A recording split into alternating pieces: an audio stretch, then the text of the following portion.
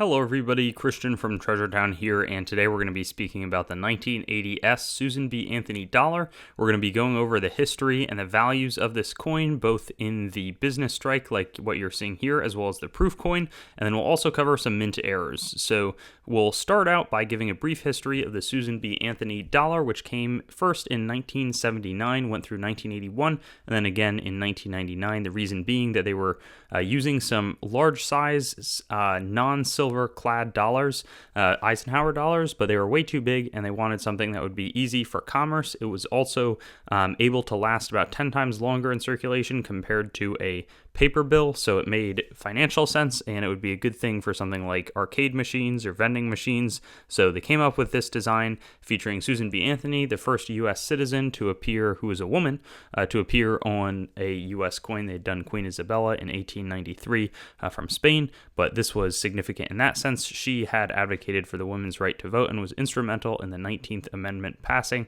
as well as some anti-slavery activism on her part in the early 1800s. The coin was not a particularly rare date and mint mark, the 1980 S. You can tell because there's that S mint mark right to the left of her neck. There's plenty of them out there, and they're really going to get rare. In Mint State 67, there's maybe 78 certified at the moment by PCGS, one 67 plus, and none in Mint State 68. But there are some really nice ones available. You just have to watch for wear sort of in the high points of the hair as well as the cheek. But there's not a ton of collector interest, so the prices stay pretty low. There were 20 million made, part of a declining mintage because these coins were not popular. They were confused with quarters. People thought they were rare, so they would hoard them, but there was no real value. These coins are not valuable unless you have a mint error, a proof, or something that's in sort of the Mint State 66 and up range. 65, that's just for holdered coins. It's not worth certifying them. You really want to have that Mint State 67 coin, so virtually blemish-free, even under magnification. Maybe you can see a tiny bit of scratching, a little bit, but really nice surfaces is going to be what makes these coins worth money. $450 in Mint State 67. The 167 plus is a $1,250 coin. So not bad, because you can buy, if you go through a dealer's inventory and they have a bunch of these there, they're probably going to be selling them for like $1 or $2 raw, so it can be pretty worthwhile. These are the ones that are really worthwhile if you find them. There was some struck on a copper cent planchet. This was a $3,300 coin, so somehow a copper cent got in between the Susan B. Anthony dies, and quite a valuable coin, as you can imagine. This one was struck 45% off center, so the coin was not properly fed between the dies that strike the coin. This sold for $880. There was this one that was struck on a nickel, and that was $6,900, so even more, and that one was auctioned more recently. It did circulate a little bit, so people didn't really catch it. It's a good reason to pay attention to all of your change, not just dollars. And then this one shows the obverse clad layer missing. It's a $300 find.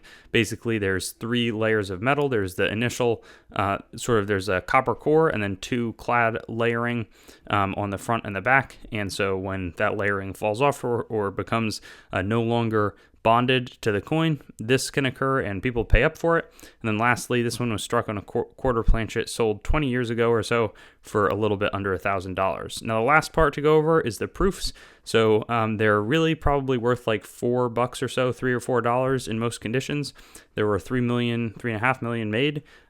If you have them certified, you really want to get proof 70 deep cameo, because it's going to cost, even in bulk, like $10 minimum to certify them, if not more. And the proof 70 deep cameo coins are even tough to move at that point, and that's basically no flaws under 5 or 10 times magnification.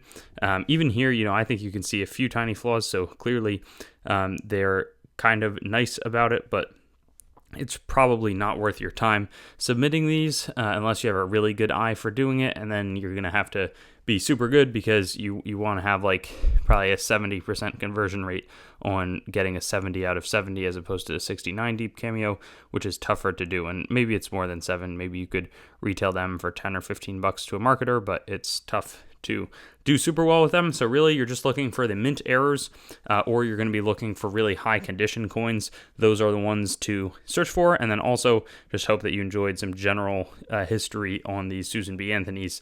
Did not say the key dates here, which are 79p wide rim, the type 2 proofs on the 79 and 81, and then the 99 proof. That's just a rare coin overall with less than 1 million made. Thanks for watching the video. I'd encourage you to like the video, comment, and make sure to subscribe to my channel. And I also have Facebook, Instagram, Twitter, and some other social media platforms. You can also go to my main channel website, treasuretownYT.com, to learn more about the channel and sort of stay in contact. I also will eventually host all of these videos on coinsmetalscards.com, which will be both news, marketplace, and coin information. I do have the goal of eventually getting pretty much every US coin, date, mint mark, denomination on the channel with a similar video to the one that you just watched, and that will likely all be hosted there. And then I also have treasuretowncoins.com, which is sort of my coin dealing wing, coin dealing only entity that is a little bit less focused on content production. So thank you so much, and I'll look forward to seeing you on some of my other videos. I also have videos that are not just the date, mint mark, denomination recap in this format, so you can check some of those out, and I'll have fun seeing you there.